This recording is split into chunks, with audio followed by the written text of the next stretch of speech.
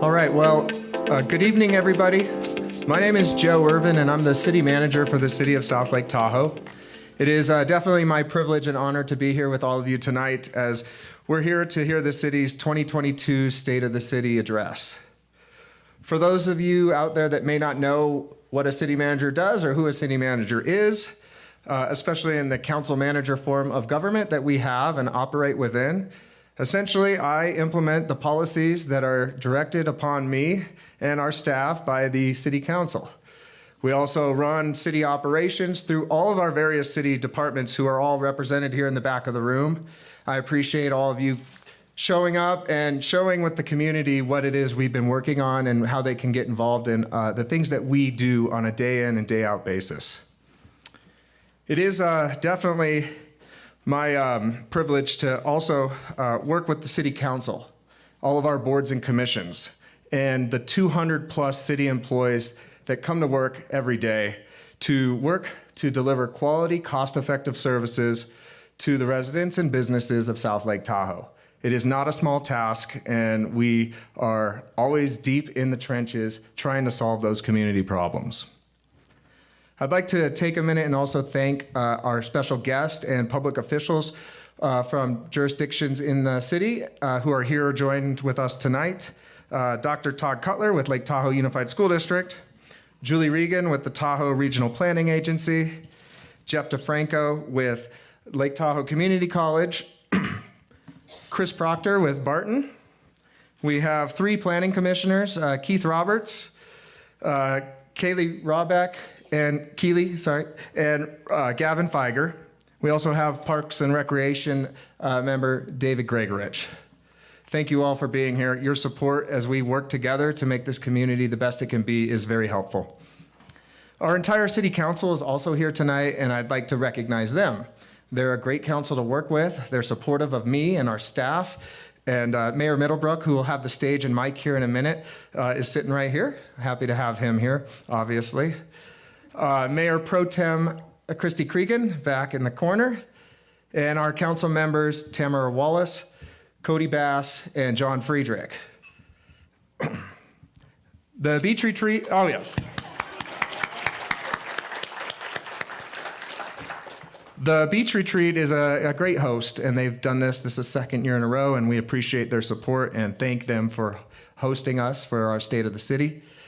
The residents of South Lake Tahoe, thank you all for being here. I've met 3 or 4 new people tonight that I've never met before. And there's people tuning in on Facebook Live, and we're grateful to have you here. It is your desire and attention to local government that gives us the drive every day to come to work and continuously improve to provide the services to you. So thank you very much again for paying attention and being involved. Mayor Middlebrook, who's soon going to be up here on the stage, really does not need introduction. He's a Barton baby. He's a South Tahoe High School grad. He, as I like to call him, is our hometown mayor. He was born and raised, and he's the mayor of this wonderful city.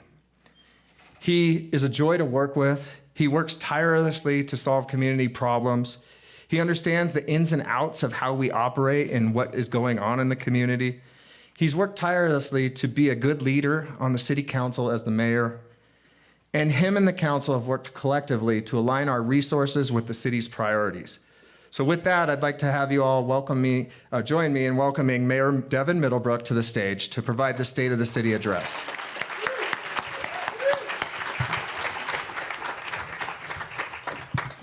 You take Venmo for those nice words, correct? But seriously, thank you, Joe. It's an honor to be here tonight. I want to thank every one of you for attending, and I want to thank all of our city staff who's lining the back of the room with their booths with all the information. All of the nice things I'm going to say and all of the achievements I'm going to cover today would not have been possible without every one of our dedicated staff members. So most of all, thank you to the staff. I can start a clap. Tonight, I'm going to share with you how our community has risen to the challenges that we're facing and the actions that we have taken and are still needed in order to move our community into the future and be prosperous for all.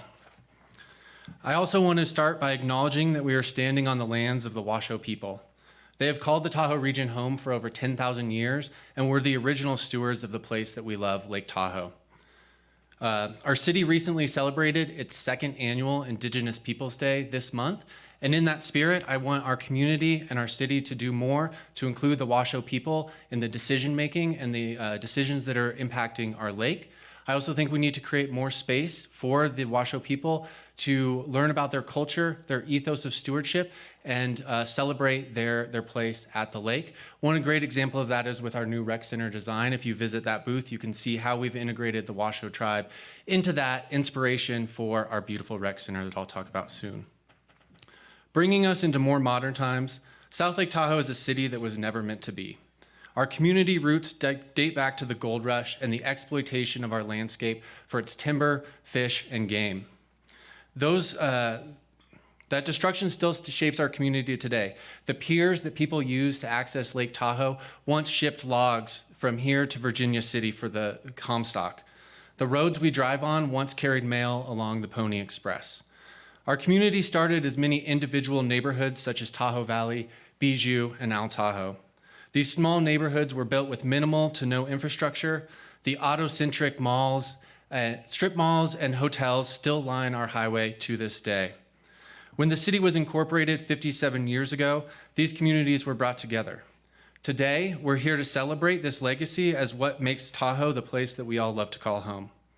But this past continues to catch up to us. As we enter the second half of our first century as a city, our infrastructure needs a refresh. The invisible lines that have been drawn on this watershed no longer serve our best interest as a community. And a changing world around us brings many new pressures. For a small town that was never meant to be, we have a very bright future. And now we find ourselves in 2022. Oh, I'm supposed to be doing that.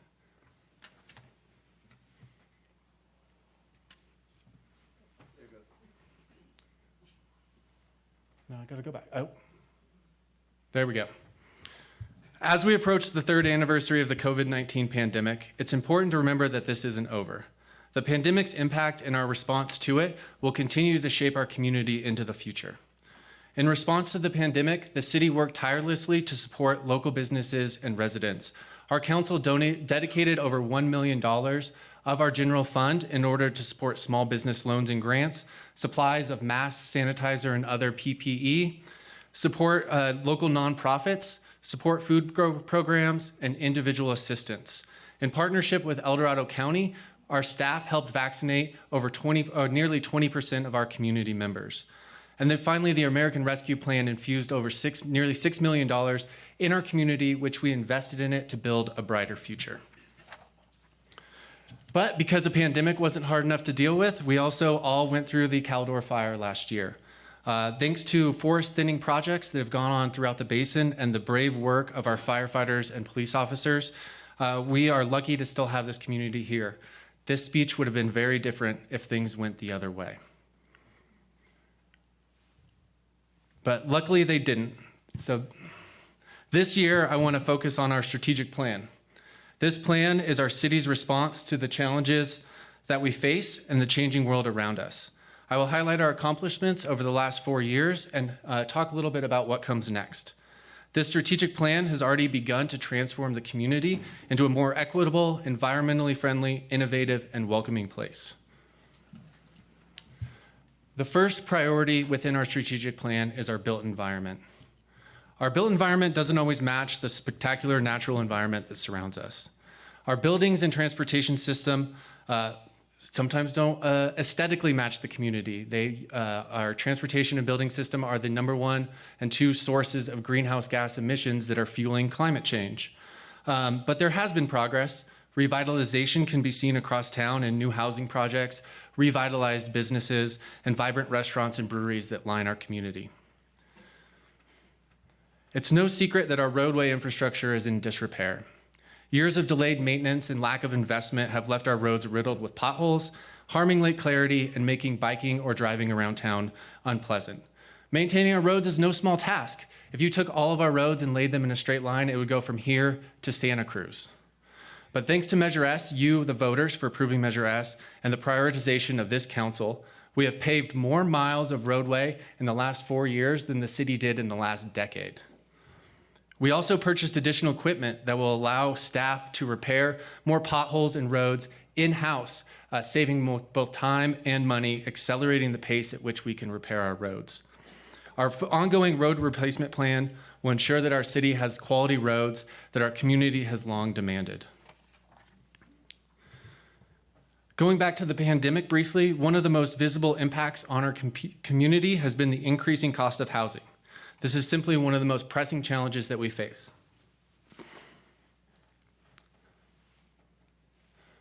In the last 9 years, the median home price in the Tahoe region, including our city, has tripled, while total housing supply has increased by a paltry 1%. And very sadly, at this moment, there are 0 houses for sale on the market that an individual or a couple making average medium wage in the basin can afford to purchase. And our city is taking this very, very seriously. There are currently more local housing units in various stages of development and construction than there have been in the entire history of our city at one time. I want to highlight 3 of these projects and give an amazing shout out to our housing team. Thanks to state funding, the Tahoe Coalition for the Homeless were able to purchase 3 motels in our community and convert those into permanent housing for the homeless population. The amazing thing is once you give someone who is experiencing homelessness a house, they're no longer homeless. Construction on the 248 unit Sugar Pine Village is underway. Phase 1 of that project is bigger than any individual affordable housing development we currently have in our city. And then finally, the Lease to Locals program, which we are investing in, has placed 25 residents in vacant second homes and second homes with 1-year leases. Our town is one of 5 towns across the country that has this program, and we've placed more people than any of those other communities so far since we've launched. But it's important to remember that the city isn't a housing developer. We must work with others to create opportunities and incentives for construction on housing that we need. We also must unlock the existing homes, second homes, vacant homes in our community that sit vacant for much of the year. But the real threat and ongoing threat to our community that underlies all of this is climate change. Climate change is real and it's impacting our community today. As a city, we have one of the most aggressive renewable energy and carbon neutrality goals of any city in this country. And we can get there, we can achieve that. The city is actively developing multiple solar power projects along with our partners such as STPUD that just approved a 1 megawatt facility. We have hired the first ever city sustainability coordinator, Sarah, who's sitting back there, and we have adopted the first ever city climate action plan.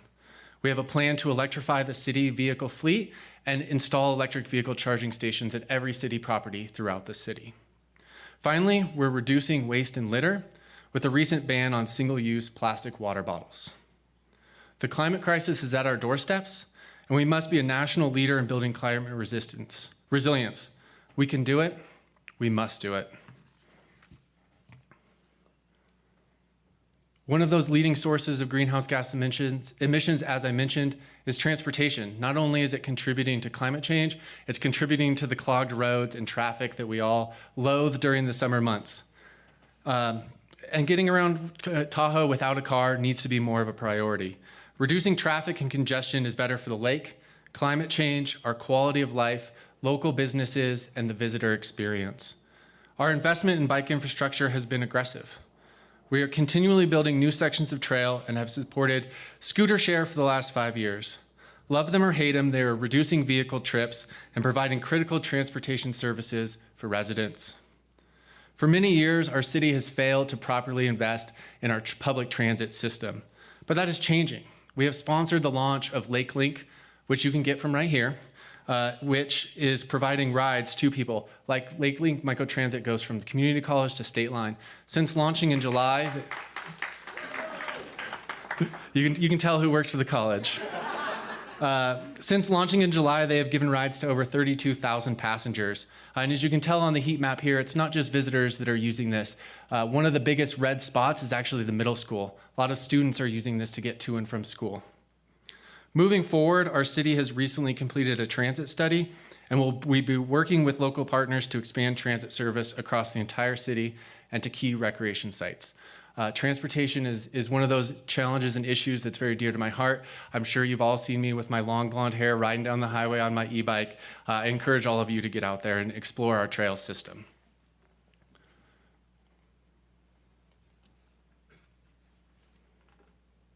Where's our built environment going?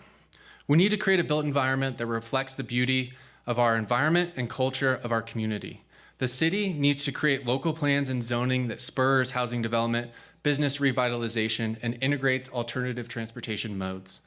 We need to accelerate the pace and scale at which we build new housing and unlock our existing housing stock. Finally, we need to electrify our building and transportation system to fight climate change. Our next priority is recreation and equitable access. We all love the outdoors. Like most of us, my shed at home is filled with bikes, kayaks, paddle boards, winter gear. But that isn't the reality for everyone. There is a large portion of our residents who don't have the luxury or the ability to go to ski and afford a ski pass and all the equipment, or take time off from the 3 jobs to enjoy a sunny day at the beach. There are deep inequalities in who gets to experience Lake Tahoe, not only among residents, but also among all of those that call public lands their own. The cornerstone of our recreation initiative is the 56 acres property in the middle of town. In partnership with El Dorado County, we have created a new vision for this space. It preserves the recreation already on site, but it creates and elevates the new recreation center, updated campground, and more. The new multi-generational recreation complex broke ground this year and will be a world-class LEED certified facility. Again, I encourage you to check it out at the back of the room. This is really the building that we need for our community. Thank you again to the voters for approving Measure P, which is funding this project, the largest the city has ever embarked on.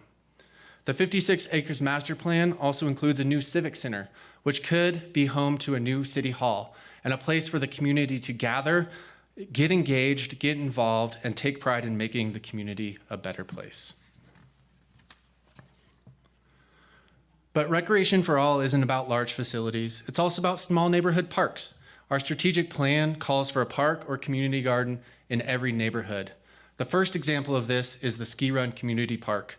Thanks to some local residents and businesses on Ski Run who purchased the property and are raising funds to develop the park to give to the city to hold for the community forever. The first of these, it will serve over 1,400 residents who live within a 10-minute walk, including over 1,000 kids. Many of these households don't have access to a car, so they have no other choice to get to outdoor recreation or enjoy the outdoors. I look forward to celebrating the park's opening next year with everybody. Ski Run Park will also serve as a template for more parks in our community. So if anyone has a neighborhood that needs a park, we can start a list and we're ready to move on to the next neighborhoods and bring this to everyone.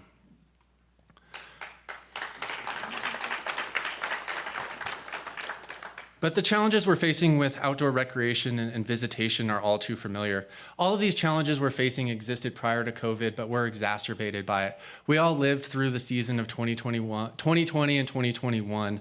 And really, we are seeing a point where some of our hotspot recreation areas like Emerald Bay and the Camp Rich area are reaching a peak where there's too much visitation for the infrastructure that's there.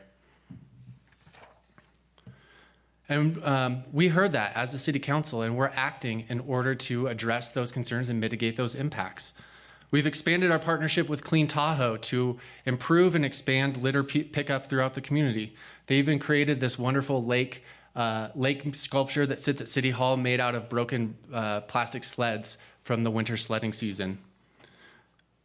Our recreation sites, including this one right here where we're at Timber Cove, now have solar compacting trash cans that text our maintenance staff when they're full and need to be serviced.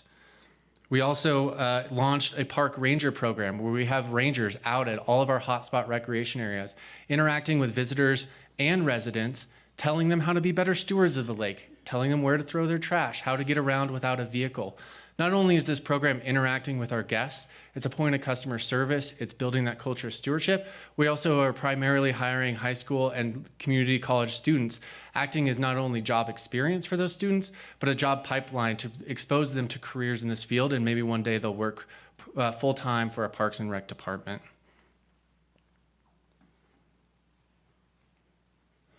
Finally, we are rapidly expanding our trail network, not just for recreation, but to give residents more ways to commute to work, school, and shopping. These trails and complete street projects are getting cars off the road, creating a healthier community, and beautifying our streets. Again, if you haven't gotten out on our trails lately, I highly encourage it. Moving forward, we need to expand outdoor access for all, with a focus on those most historically left out. We as residents must also remember that the lands around us are public and belong to everyone, not just the select few that have the privilege of living in Tahoe. The city and all partners around the lake are working to develop destination stewardship principles and actions to better manage recreation and visitation, to reduce its environmental impact, increase equitable access, and promote economic vitality. The old way of doing things is not working anymore, and a new path forward must be forged. Our next priority is community for all. Tahoe has long been a melting pot. People from across the globe want to call this place home. I'm sure the majority of you here came up for either a ski season or a season of summer, and you've been here for the last 15 or 20 years and never left. I want to make sure that that's a possibility for everyone. Our city is one of inclusion. We proudly have 3 crosswalks now, painted with rainbows to celebrate equality and recognize our LGBTQ+ community. It's about outwardly showing what we are about as a community. We also established a sister city relationship with Ameca, Jalisco, Mexico. A large portion of our Hispanic community comes from this town and this region, including many of the people who work for the city. This sister city partnership shows those community members that we see them and we care about them and we care about their culture. I actually just got an email yesterday from the owners of Rad Pizza, and they visited Ameca and they got the grand tour around the city. They got to go to City Hall, all of this. They loved it. Not only is it benefiting our community members here, it's benefiting you when you go to Ameca, and I highly encourage it. The food is amazing. This month, we hosted our first ever multicultural celebration. This was created by our newly formed Multicultural Alliance, and shout out to Councilmember Friedrich for spearheading this. They are also creating a roadmap to make our city more inclusive to all that call it home. There's no place for hate in our community, period. And these actions are small steps to outwardly showing the world that.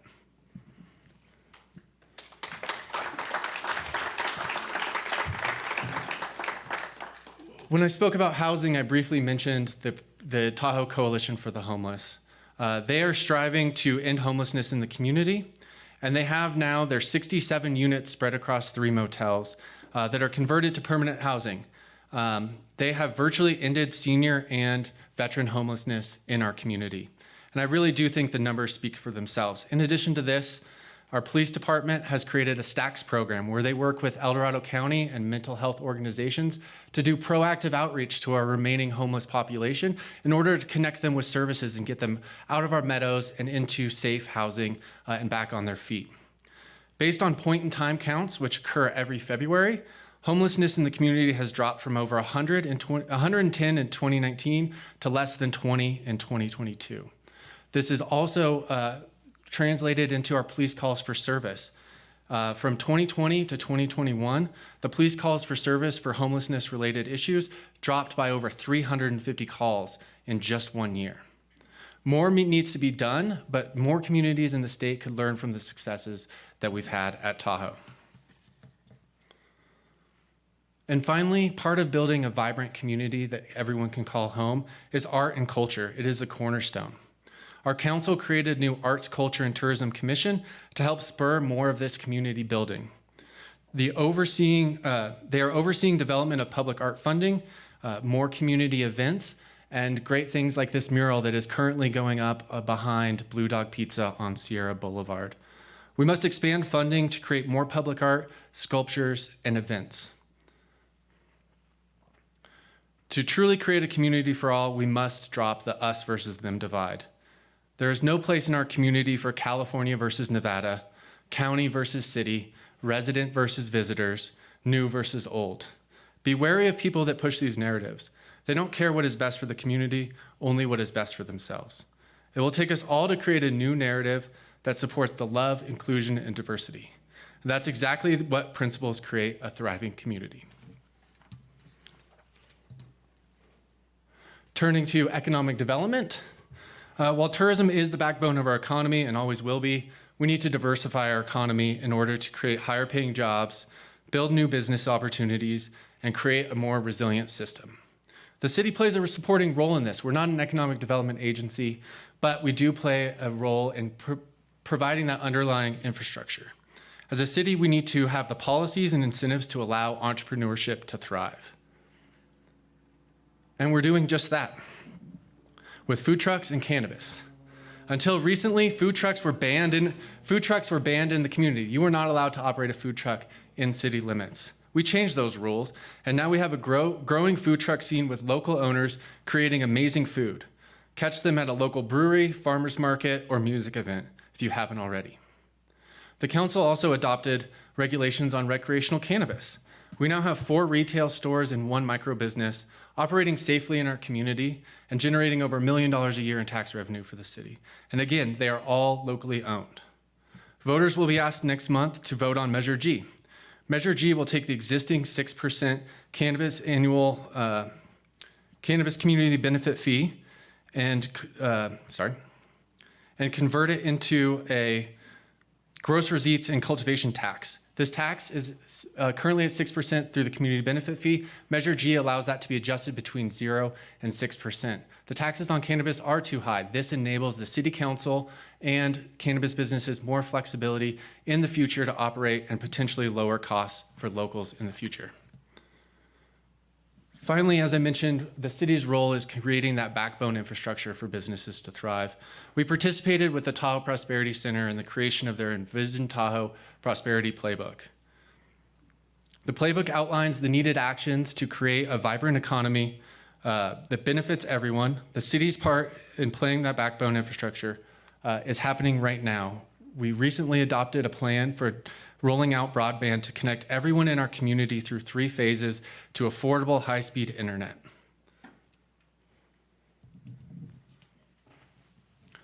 Finally, as a city, we must update our local area plans to spur local business, develop more housing, expand broadband, and fill vacant commercial properties. If we build it, the opportunity will be there. Our final category is continuous improvement. This is the point of all of our staff constantly striving to be better at delivering our core services and delivering customer service to the community. This is our bread and butter: police, fire, and roads. This is the things we rely on daily. Measure S. In 2020, the community gave the city the funding and the tools it needs to deliver on these high-quality services. Thank you all for investing in yourselves to pave roads, fund our police and fire, and more. In 2 short years, Measure S has funded new public safety communication systems, road repairs, emergency vehicles, and staffing for police and fire. Our city will continue to transparently use this funding to achieve the priorities our residents have expected and deserved. Again, the Caldor fire highlighted the heroes working for our police and fire departments. The services they provide to our community are priceless, and we're investing in them so they can do their jobs better.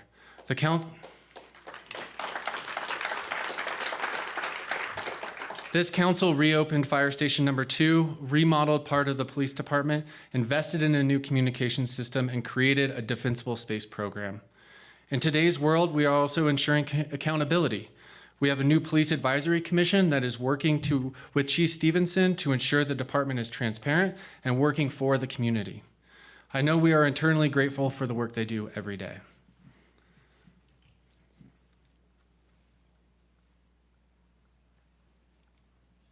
The other heroes on our team are in public works. Take, for example, snow removal. This is funded with a $20 parcel tax that hasn't increased in over 30 years, while costs have continued to climb. But this city is dedicated to providing high-quality snow removal, but extreme weather events driven by climate change are making that increasingly difficult. Our team keeps getting things done, though, and keeping our roads and paths clear. In recent years, the city has purchased 9 new pieces of snow equipment to support operations, including snow removal on our bike paths. These paths that are critical to our community members without vehicles that still need to commute to work and critical services during winter months. Lastly, the aging infrastructure mentioned at the beginning of this presentation is not always outwardly visible, but our stormwater system is not what it needs to be. Aging pipes and drains send pollution to the lake, harming lake clarity and undermining our roadways. There is a dire need to upgrade this infrastructure, but there is little existing funding to do so. The community will need to invest in this project in coming years, but luckily there is a flood of state and federal dollars that we can leverage to get this done. To have a high-functioning city that delivers quality services to the community, it takes constant investment in our staff and infrastructure. We need to continue to leverage local dollars to bring resources and projects, support staff with technology and tools they need to do their jobs, and work with our partners beyond the city limits. Without these actions, we could fall into mediocrity. As I end my term on council and as mayor, I want to leave you all with an inspirational vision for our community and a vision that has guided our city over the last 4 years and one that must continue to guide us in the future. South Lake Tahoe's mountain culture and community stems from the immediate connection to the lake, its forests, and its peaks. This extraordinary geography shapes our days, our homes, our routines, our thinking, and our wellness. Trails connect our back doors to town and to the wilderness with parks, farmers markets, ski slopes, art installations, breweries, and more dotting the landscape.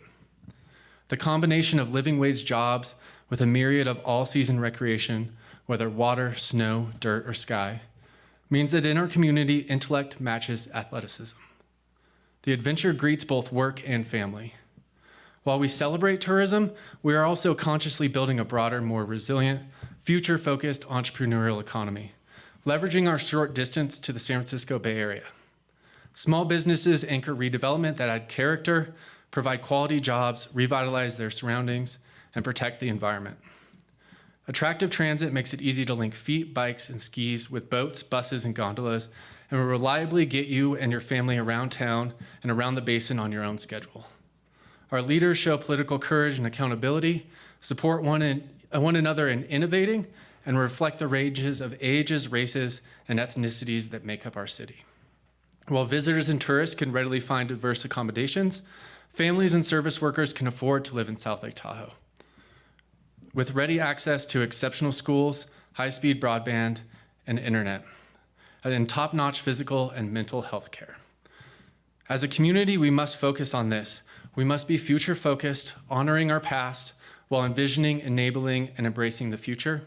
We must be inclusive, ensuring everyone, residents and visitors alike, feel warmly welcomed in South Lake Tahoe. We need to ensure there's equity, ensuring all people from all races, genders, classes, religions, and other backgrounds have access to the same public amenities, services, and opportunities. We need to advocate and promote and speak in favor of these innovative ideas. We need to communicate with each other and share information and ideas to promote benefits and ideas that benefit everyone. We need collaboration. We need to work together towards goals that we hold in common. And finally, community participation. Just like you are here tonight, we need community that invites and creates ways for us to shape our own future. Living in our dynamic mountain community is not only desirable, it is possible. Thank you.